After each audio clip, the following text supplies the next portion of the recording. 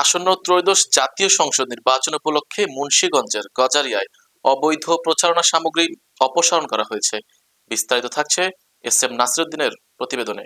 আসন্ন ত্রয়োদশ জাতীয় সংসদ নির্বাচনকে সামনে রেখে নির্বাচনী আচরণবিধি কঠোরভাবে বাস্তবায়নের লক্ষ্যে মুন্সিগঞ্জের গজারিয়ায় অবৈধ নির্বাচনী প্রচারণা সামগ্রী অপসারণে ভ্রাম্যমাণ অভিযান পরিচালনা করা হয়েছে। মুন্সিগঞ্জ এক্সিকিউটিভ ম্যাজিস্ট্রেট ওমর ফারুকের নেতৃত্বে উপজেলার বিভিন্ন গুরুত্বপূর্ণ স্থান থেকে পোস্টার, ব্যানার, ফেস্টুন ও বিলবোর্ড অপসারণ করা হয়।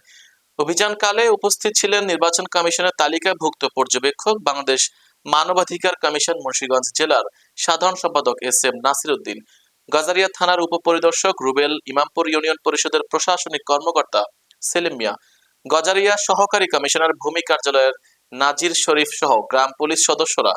নির্বাহী ম্যাজিস্ট্রেট ওমর ফারুক জানান, জেলা প্রশাসনের পক্ষ থেকে অবৈধ নির্বাচনী প্রচারণা সামগ্রী স্বেচ্ছায় অপসারণের জন্য প্রার্থী ও রাজনৈতিক দলগুলোকে 48 ঘন্টার সময়সীমা নির্ধারণ করে দেওয়া হয়েছিল। নির্ধারিত সময় পার হলেও যারা নিজ উদ্যোগে এসব সামগ্রী অপসারণ করেনি তাদের বিরুদ্ধে আইনানুগ ব্যবস্থা গ্রহণ করা হবে।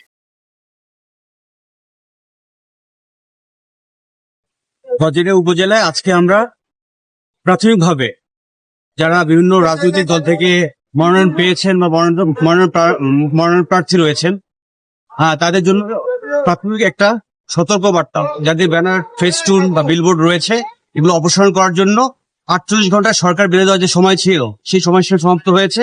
এই জন্য আমরা আইন শৃঙ্খলা বাহিনী এবং প্রশাসন, আমি ওমর ফারুক এক্সিকিউটিভ ম্যাজিস্ট্রেট, আমি আমাদের পুলিশ বাহিনী এবং গ্রাম পুলিশ এবং আমাদের ইউনিয়ন পরিষদের সচিব সহ আমরা একসাথে এসেছি।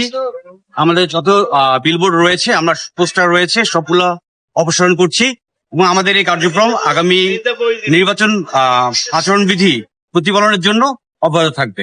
ধন্যবাদ।